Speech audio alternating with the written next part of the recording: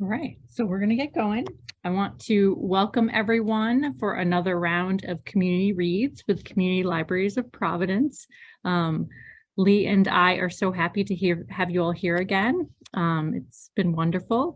And I want to thank and introduce our wonderful guest author and illustrator tonight. We are so excited to be hosting this talk, particularly in doing this book and hearing from both of you.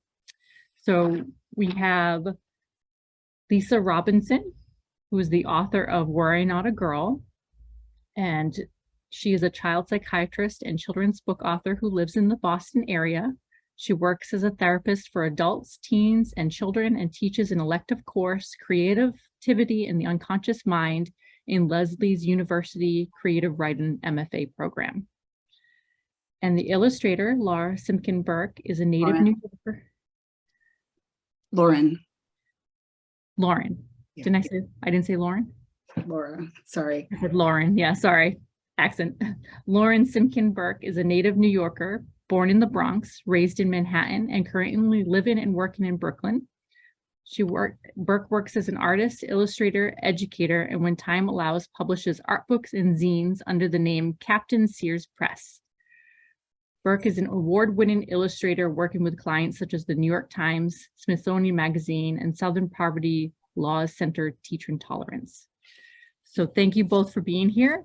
We're going to let the author and illustrator do their talk, and then at the end we'll have a Q&A session where we invite people to type your questions in the chat, and we will allow you to unmute and on video and say hello to the author and illustrator and ask your question. Thank you all. Thank you. All right, I'll start. Hi, I'm Lisa Robinson, and I am going to read the book and share my screen where I'm going to actually put the book up on screen and read it to you. And then Lauren is going to share some of their research into Dr. James Berke and the illustration process. So, I think I've seen Lauren's presentation. It's fabulous. So let me just get going here with the sharing of the screen, if I can. And is that working for folks? I see no shared screen. Not yet. Not yet. Okay. Wonder why that didn't work. It worked on our test drive. Let's see. Let me try here. So screen sharing has failed to start. Please try again later. Let's try that again. I wonder if the recording has done something to it. Well, I guess what I can do is, let me try it again. I can always hold up the book and read it, which is not as nice, but the Zoom program doesn't seem to want to let me do it. I hope it lets Lauren's. So anyway, so I will hold up the book. Here it is, Were I Not a Girl? The Inspiring and True Story of Dr. James Berke. And you can see these beautiful interior papers that Lauren designed that are gorgeous. And then here's the beginning page. And then here is the opening. It says, imagine living at a time when you couldn't be the person you felt you were inside. You couldn't be true to yourself. This is a story about someone who refused to let that happen, Dr. James Berke. It wasn't until he died that his story became known. Although he'd been born Margaret Ann Bulkley, he lived for more than 50 years as Dr. James Berke. Why did Margaret become James? She never said, nor did he. Let me tell you a little more about what we do and do not know. Margaret Ann Bulkley was born in Cork, Ireland, sometime around 1789. We can't be sure. There is no official birth record.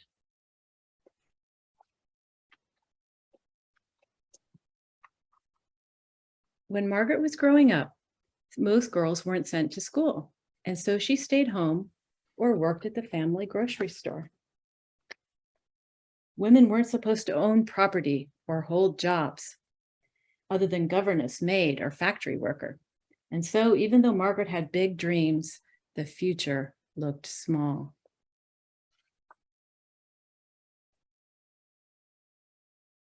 This is a great one. Okay. In 1798, the people of Ireland rebelled against their British rulers. Margaret admired the soldiers marching through town. "Were I not a girl, I would be a soldier," she later wrote. "I must honestly confess I would prefer a sword to a musket, and I should like a pair of colors." But women could not be soldiers.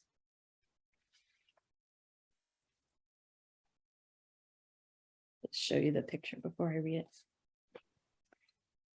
When Margaret was 16, her father lost his store and home, then abandoned the family. Hoping to find work, Margaret and her mother braved traveling to London across the war-tossed Celtic Sea. Margaret's uncle, James Barry, who had just died, had left them money enough for food and lodging. Margaret scoured newspaper ads for work as a governess. Alas, she lacked the required education. One of her uncle's friends kindly agreed to teach her French, history, arithmetic, geography, and writing.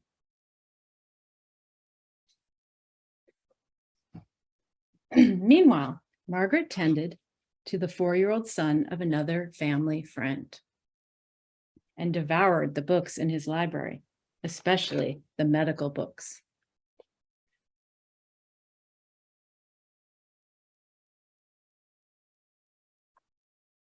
On walks through the city, Margaret often passed Middlesex Hospital, where medical students hurried to and fro. How she yearned to join them, but women could not become doctors.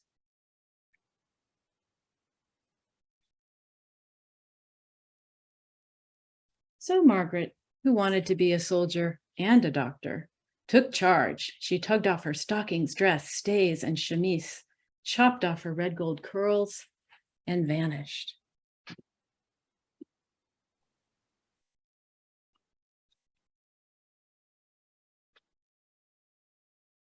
In her place appeared a young man in breeches, a high-collared shirt, a cravat, and a tailcoat. Choosing her uncle's name, Margaret Bulkley became James Barry.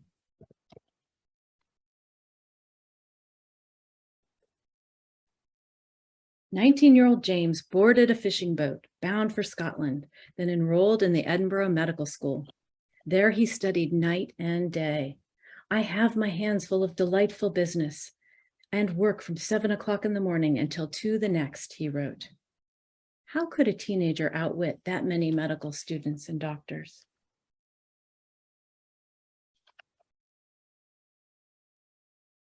In truth, not everyone believed that James belonged in medical school. In his last year, the rumors began. James's smooth skin, slight build, and high voice led people to suspect that he was a mere boy. "Perhaps he's no older than 12, whispered his fellow students. The university declared him too young to take the final exams essential to becoming a doctor. Despite the university's decision, James refused to give up. Another family friend stepped in on his behalf. There were no rules against boys sitting for the required exams, the friend argued. And so the university senate allowed James to take on the challenge. He passed all the tests. James was officially a doctor.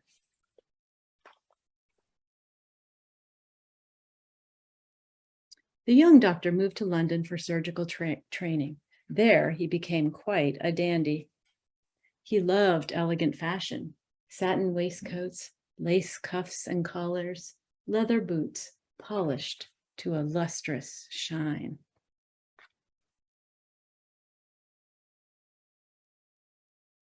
In 1813, he enlisted in the military. Finally, James's dream of becoming a doctor and a soldier had come true. How did he avoid being challenged?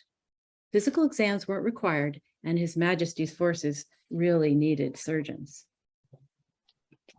During his military service, James explored the world. He sailed to South Africa, the West Indies, and St. Helena, accompanied by a small menagerie.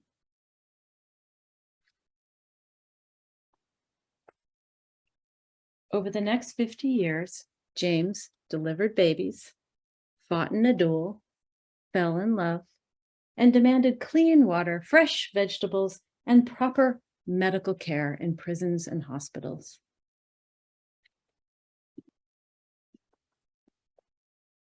In 1858, he was promoted to one of the highest military ranks, Inspector General of Hospitals.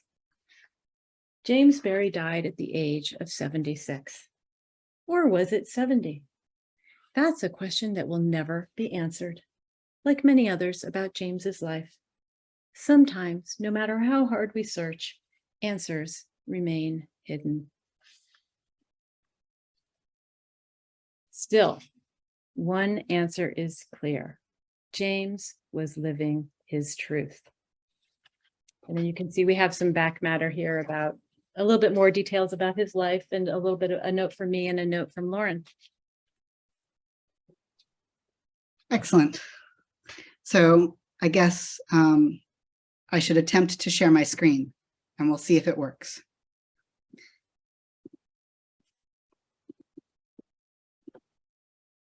Great, looks good. Excellent. So this is a relatively short presentation that I've made called Finding James and Rebuilding His World. When I was first hired to, or asked if I was interested in illustrating this book, I was sent the manuscript, but I was told that final edits were still being made. So I wasn't allowed to really use the exact version that I was given. So I used the time in between accepting the project and getting the final manuscript to do as much research as I could. The first thing I did was to see if I could find any images of James. And these are the images that I found. There are 2 paintings, 2 drawings, and 2 photographs. The drawing in the middle on the left is a caricature made by a well-known cartoonist and illustrator at the time who was on Corfu at the same time that James was stationed there with his dog. And the information about where these images came from beyond that particular image is pretty shaky. But these were the images I was able to find, and they do sort of cover the entire course of his adult life, from young adult life through later in his life. The next thing I did was I created a timeline for my own sanity and also to try and track all the places that he had been and where. The amount of globe trotting by being a part of the British Army that James did was kind of astounding. And I wanted to start doing research about the different locations so that I would be ready to have as many options as possible when I started working on the sketches. The first thing I attempted to do once I did that research was to try and put together a street map of Cork during the time that James was a child, which is where James grew up. Cork was changing fairly rapidly at that time. It was the late 1700s, and it was almost impossible to find a single map that seemed like it was accurate, but I tried to recreate it for myself as much as I could. It didn't end up being used in any part of the book, but it was still a part of my process. When you are illustrating a picture book, you first do rough sketches. Generally, a little bit more detailed than these. These would be sort of the thumbnail sketches. And I had originally hoped that maybe we would be allowed to have the book a few pages longer than the standard size. So this was my sort of hopeful first round of sketches. And I thought I would show a few spreads in terms of how they moved from this original version to the final version. So these are the slightly more clear versions of 2 spreads from those first sketches that I showed you. When I had to collapse everything in to be the sort of traditional 40 pages. This is how they got collapsed initially. And then it became this. And then it became this. And then the final approved sketch was this. And this is how the final artwork looks. I create work in layers, all in traditional media. So this is a mix of pencil and watercolor and scanned papers and pencil that in some cases is digitally altered in color to create the things that look like color pencil.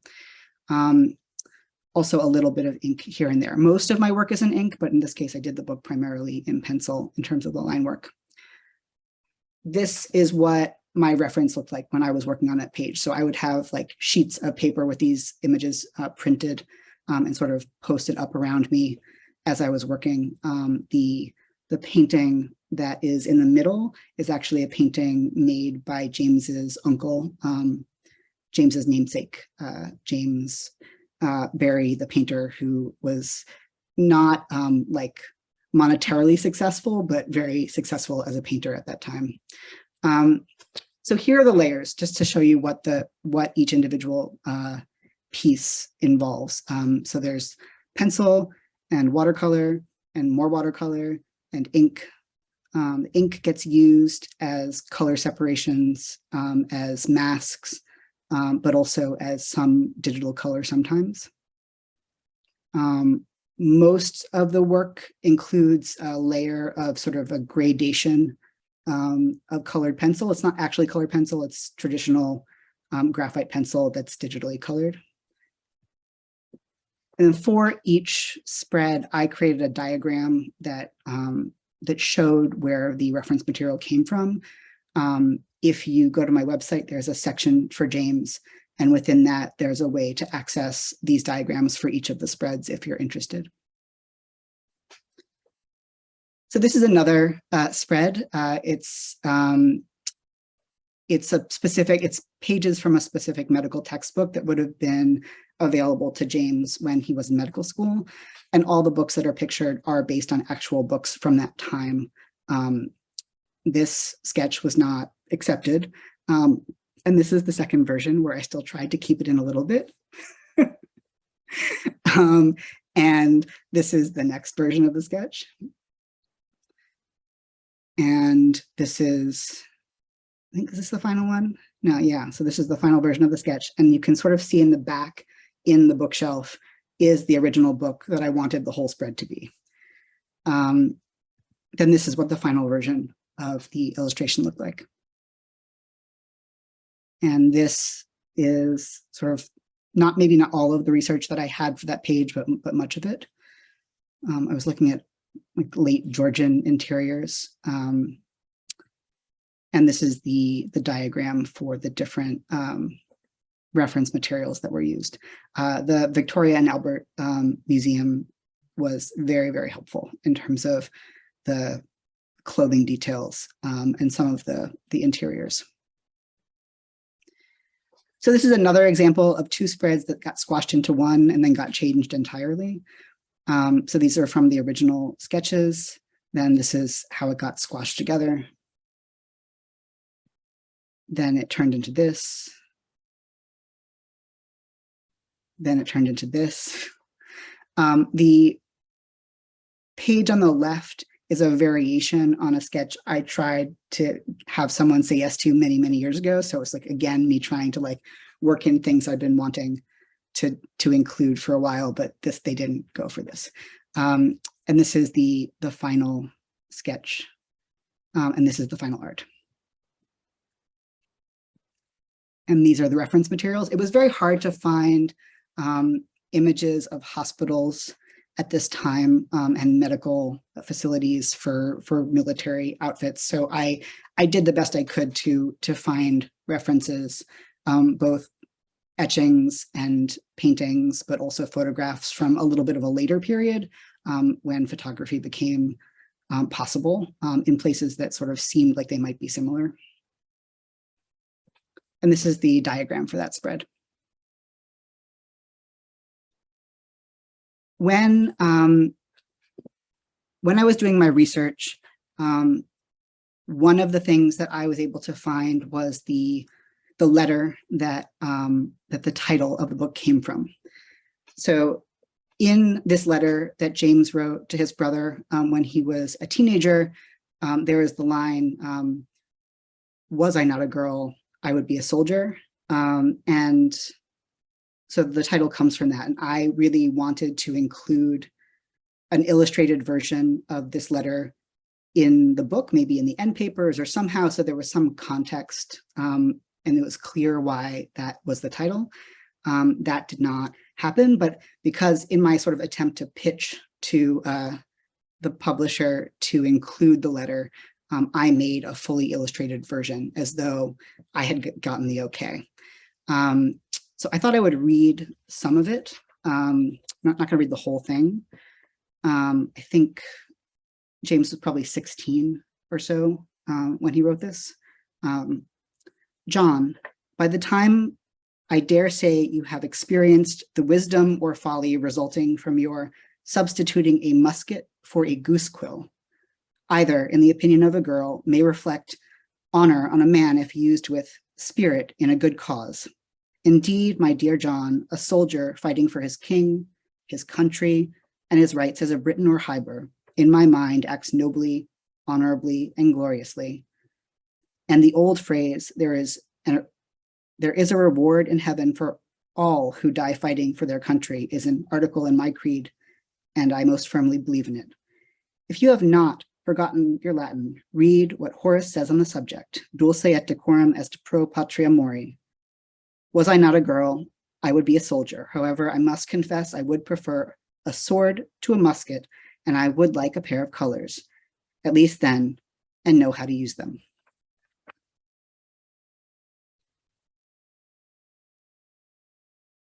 Sometimes people ask how long it took to come to the cover. And I did not know that this is every single version of the sketch for the cover, but it is most of them. As you can see, there are a lot of versions. Most of these versions were provided to the art director in groups. So it's not like I went one at a time. But there was a lot of back and forth. And in the end, the sketch that was selected is the one on the left, and the version of it, the final version, is what you see on the right. So I think that is it. I have this slide to say that if you want to see more of my work or you want to see the details in those diagrams for reference material, research material, they're all on my website, simkinberke.com, and I am on both Instagram and Twitter at lsberke. And I am going to unshare.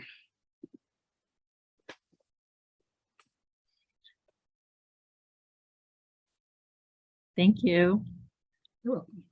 Lauren, I'm going to ask a quick favor. Can you reshare and show me which cover is your favorite that you wish they picked? Oh, sure. Let's see.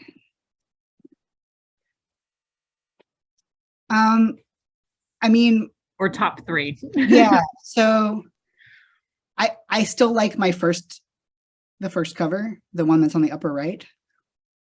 I think that some of the sort of split screens I sort of like the idea of, but probably the first one, if I had been allowed. I kind of I like the colors of these, but there is this tendency for people to want things that touch on transness or potential transness to be very much like focusing on a bipolar gender system as opposed to like the people, you know? So I was trying to focus more on James and the things that James cared about, and we had to sort of meet somewhere in the middle. Yes, I understand, like the colors and the blurredness instead of They're just people. Yeah, And let's focus. Yeah. I love that. Thank you. you're welcome. Sorry, the light is so weird. Thank you both to Lauren and Lisa. Lisa for reading your book and Lauren for showing that awesome presentation. That was a complete surprise to me. That was so Very welcome. So if anyone would like to ask Lauren or Lisa any questions, type them in the chat and then I'll reach out to you, and Lee in the background will unmute and allow you to unmute so you can ask your question. Lee, to kick it off, I'm going to ask the question that we always ask our author. What inspired you to write the book? Well, I had just recently started to write nonfiction. And so I was, I'm always casting about for what sparks my interest and curiosity. And I read the newspapers a lot. And somehow I came across an article about James Barrie and was intrigued. And initially, since I'm a physician, I initially misconceived the idea as, oh, this is an interesting story of a woman who was deprived of her capacity to become a physician in this era because of discrimination of the time. And I thought, well, that's intriguing. And I dove in. And the more research I did and the more I learned about James Barrie, it was clear to me that that was not the story.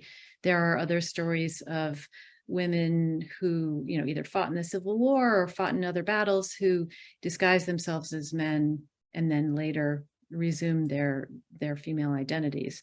But James lived his whole life as a man.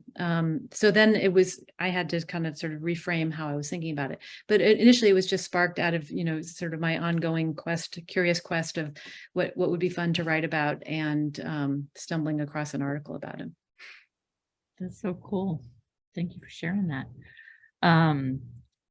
Kathy has a question for both of you. Would you like to unmute, Kathy?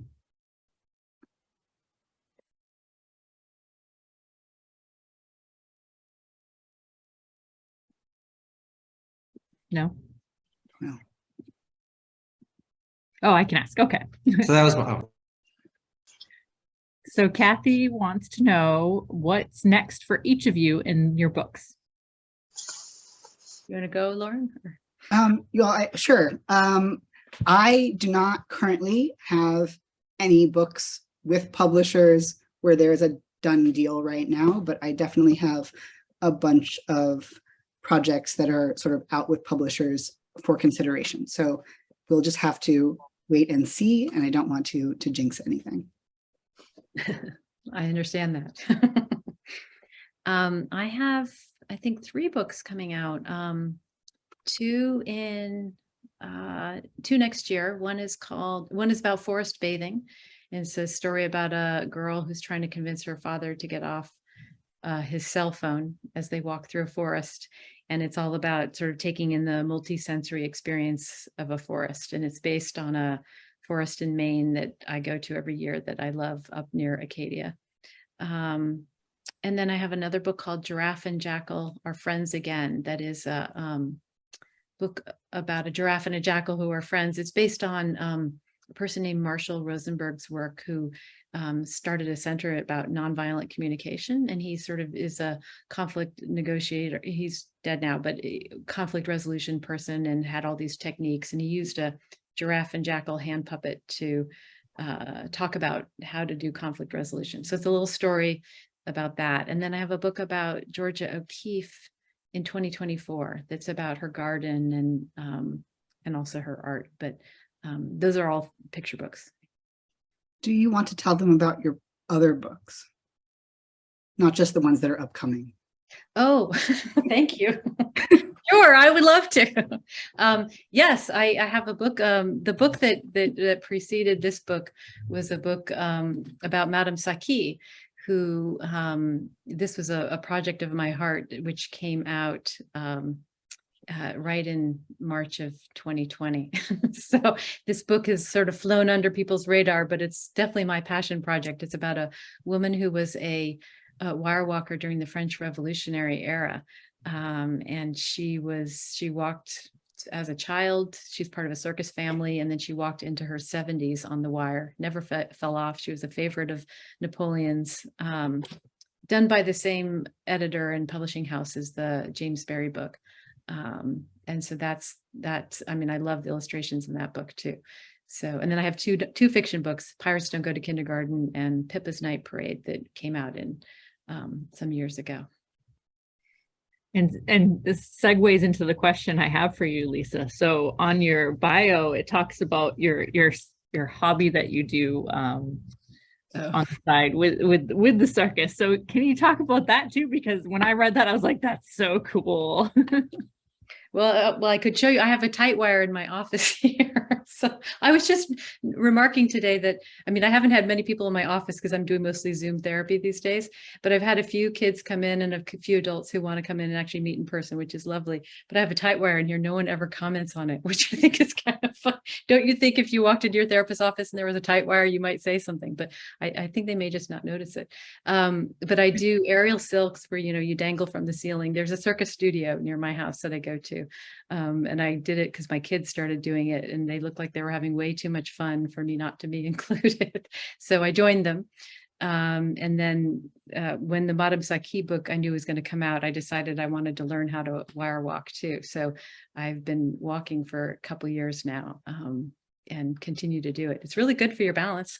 So that is so cool. I definitely want to check out that book as well. I think my kids would like that too. Okay. And Lee has a question. Lee, jump into this fun conversation. Okay. Yeah. So, well, first of all, thank you, Lauren. I love hearing about process and how creative people, you know, make the work they do. So that's just like, yeah. So, I was curious about your collaboration during the process of creating the book. I think I've heard from other illustrator, you know, combos in which they weren't allowed to collaborate really all that much. I was just, so in your process, were you very much independent, or did you have like a direct communication during the creation of both the text? It's not typical that for a publisher to allow communication between an illustrator and a writer, but in this case, I was essentially being I was essentially like a sensitivity reader in addition to being the illustrator. So I was being asked to give sort of very honest feedback in the very beginning in terms of things that might need to be reconsidered. And because of that, we had a fairly, I think, open line of communication. Like I wasn't sharing the process of creating the illustrations with Lisa. I don't know how much was being shared with Lisa, and Lisa can share that. But we were definitely in communication about elements of research and all of that throughout. Yeah, I agree. That was my experience. Yeah, mostly it's a firewall between I almost always reach out to an illustrator once an illustrator's agreed to do the book and just sort of say hi, and always, because because it's true, usually say, I love your work and I'm so excited to have you illustrate the book. But then from there on out, there's not any, especially with Random House, there's no communication. Usually they'll send me sort of late stage kind of proofs, you know, sort of just for me to look at and see if there's anything there that jumps out at me. But there have been other books I've worked on where they actually invited me to kind of look at illustrations in greater detail, but that's unusual. But yeah, Lauren and I have a lot of communication just about the sensitivity. We reworked a lot of text. Lauren shared it with another academic friend who also helped us think about the text. So we really drilled into kind of trying to make this text as sensitive and as thoughtful as possible. But we didn't really collaborate around the illustrations. Yeah, that's all my fault. Thank you. Thanks for answering. But I love the illustrations, so they're wonderful. So that ties in with a question that I had written down too. Lisa, how did you choose Lauren as the illustrator? How Oh, does it doesn't, I didn't have no choice. You have That, no choice? Oh. no. And usually authors have zero choice. Occasionally, like I will sometimes, like with a few publishers, they've come to me and said, we have 4 candidates we're kind of looking at. Do you have any preferences?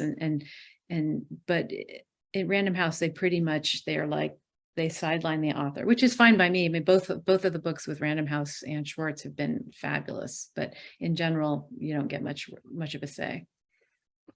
So Lauren, does that mean you chose Lisa? No. Or did they just pair you guys Well, I mean, together? I guess I was, the art director approached me and asked if I was interested. So to that degree, I was asked to read the manuscript and see if I was wanting to be involved. So I assume it's not, the art director is not making a decision all on their own, but the art director is looking at options and figuring out what illustrators might be a good fit, and is making a final decision with the editor. In this case, the art director was Rachel Cole. This is wild. Lee and I have stumbled upon this new world recently. We've done a few picture books over the past year, and like, I don't know, that blows my mind. Yeah, I mean, I was there surprised are- when I first learned that about that firewall you described. You know, that was There are some very unusual exceptions, illustrator author teams, where it's clear that's clearly not happening because things are happening together. But yeah, that is the most common situation, is that a publisher is hiring an illustrator after they have a final manuscript, and that you don't see it all together. The author doesn't see it all together until the very end. And I will say, you know, initially when I got into this whole business, I thought that was a little odd and didn't make sense. But the more I've engaged with it, I think it actually, if you think about it, sort of the author brings their text and their story and their vision. And then the illustrator brings this whole other vision to it. And if you leave that firewall, that really allows the illustrator to kind of do their thing and bring their own thing unaffected by, you know, an author saying, well, I think they need a red shirt, not a blue shirt or something, you know, and just allows for 2 really interesting visions to come together and create something that's much larger than the whole, you know, how it started. So in some ways, I actually think that it I mean, not always, there are exceptions, but for the most part, it really allows for something really wonderful to happen. I agree. That makes sense. I remember writing my children's books as a middle school, elementary school child, and thinking I could illustrate them myself. I have very little artistic talent. I can see how that would not. My own visions I tried to put on paper just didn't pan out. That's okay. All right, let's see. Does anyone else have any questions you want to put in the chat that you want to share? Oh, here we go. Rian, did you want to unmute?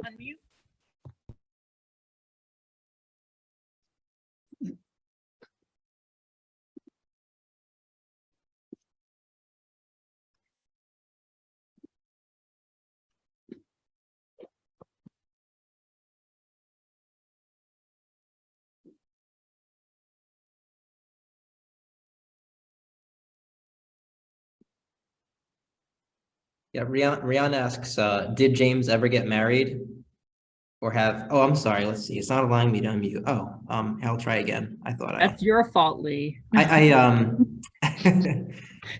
let's try this again. Here you go. It may work now, or it should work now. Okay, can you hear me? Yes, we can. Sorry about that. Whoa.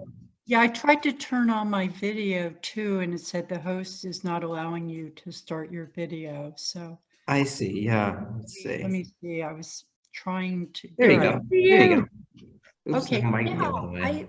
I had a question about James. Did he ever end up in a relationship, married, or any intimate partners, or did he just remain a solo all of his life?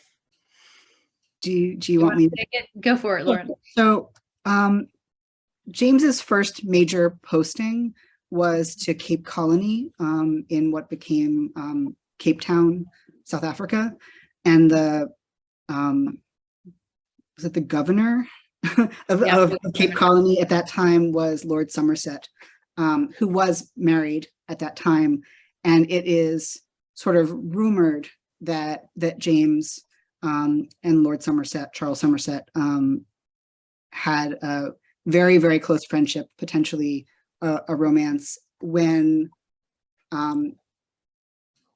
James was in Cape Colony longer than Somerset. Somerset went back to England, I believe. I don't know if he was ill when he moved back, but he became ill. And when he became ill, James left without being authorized to do so, to take care of Somerset until he died. And I don't know whether his wife was still there as well, but there's no record of any relationships that I'm aware of besides that were as important to James. Okay, and my second question is, do you think there's certain states that this book is going to be banned? Oh, it's already banned. Yeah. Yeah. I mean, as far as I know, it's definitely banned in at least a few districts in Florida. But it seems, given the way things are going, that the answer is likely yes. Like, Wow. Yeah, it's too bad because, you know, when I saw this book, out of 4 children that were all girls, 2 of my children later identified as male. So I ended up with 2 trans male children. Yeah. And it's so rewarding for them to look historically, Yeah. and see that this has been around forever. Totally. And that, you know, even though in those days and times people had to manage that in different ways, like James did, that it existed. Totally. And that this is not a new thing. And, you know, all the backlash that trans individuals are getting right now, like in Arkansas with the gender affirming surgeries, et cetera, it's just appalling. And, you know, for a young person, thinking that you live in a world that your beingness, who you are, is not allowed. You're not allowed to exist. You know, I just can't imagine the pain of that, you know, and what my children and other trans individuals are going through. So a book like this, for me personally, is so refreshing. You know, it's something that it just speaks to what our society needs to know and hear, that this is normal. This has been around. This is not a trend. This is not a phase. This isn't going away. This is reality. Totally. Thank you.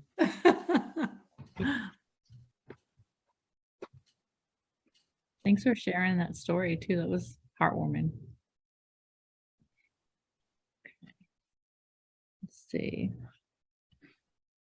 I have a question for Lauren. What's your favorite medium to do art in?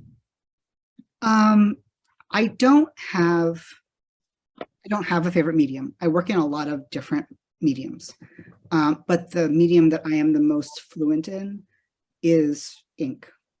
Most of my work is drawn using dip pens and ink on paper.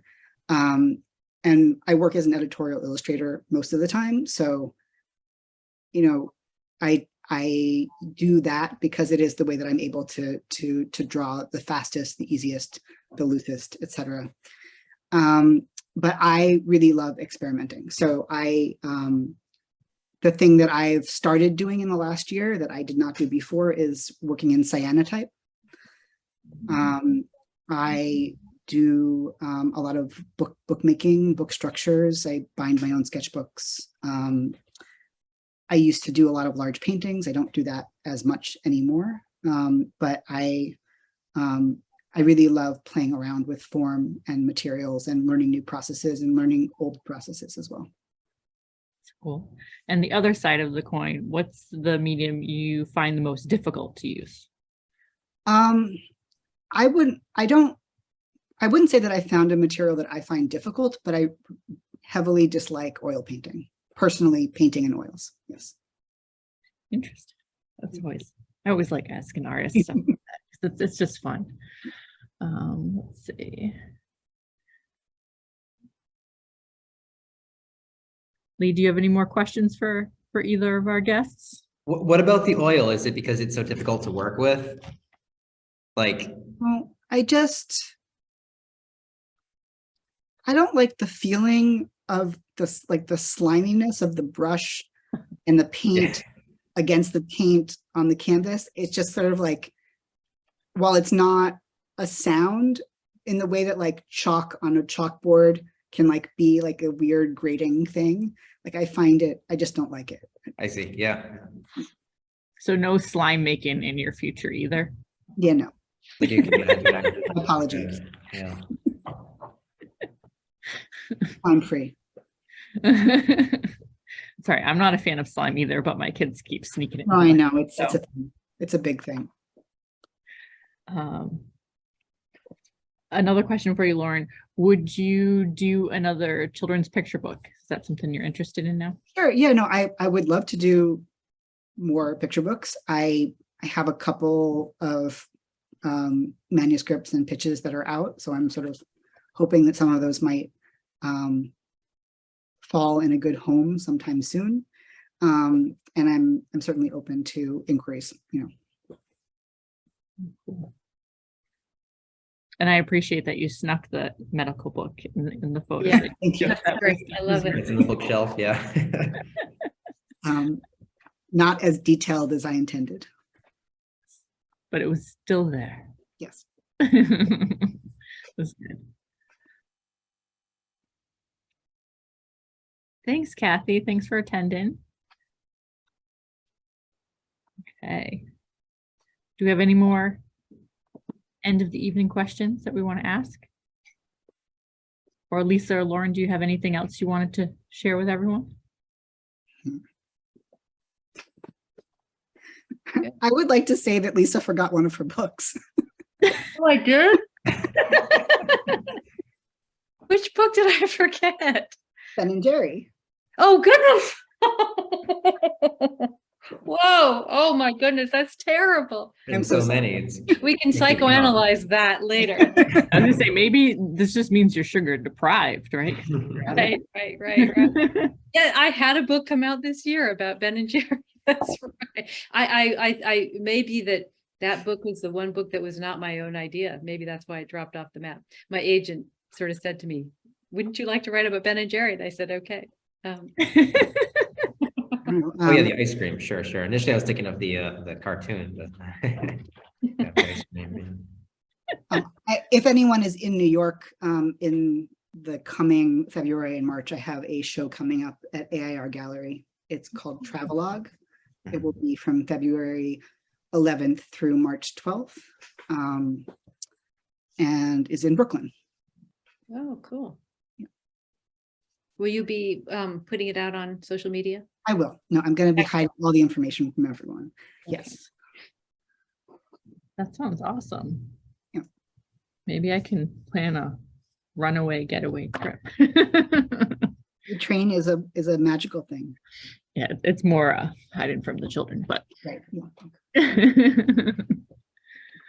okay, great. So I just put the link to our next book discussion in the chat, although it didn't appear to actually link up. We're just having all sorts of technology fails. Yeah, I don't think I put the HTTPS in front of it.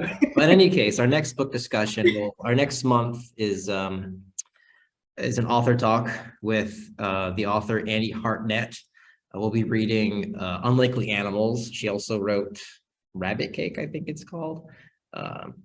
Unlikely Animals was fantastic. I highly recommend you go ahead and grab a copy, and so we can have a fun conversation next month with her. The email, well, not the email, but the link. I'll put the link in the chat in a moment.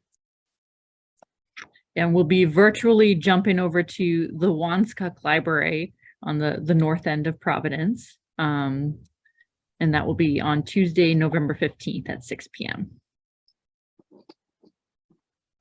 Yay, the link. Yeah, that worked. And I would like to give a shout out to Rob, who's been doing our interpretation over there. I was so pleased how quickly we got somebody to do our ASL interpretation. So this is fantastic. Thank you, Rob. And thank you again, Lisa and Lauren. This was amazing. Like, Oh, thank you for inviting us. Thank you for having us. Yeah. Lee, is that a clap or are you raising your hand? Oh, I was clapping for Rob. Sorry.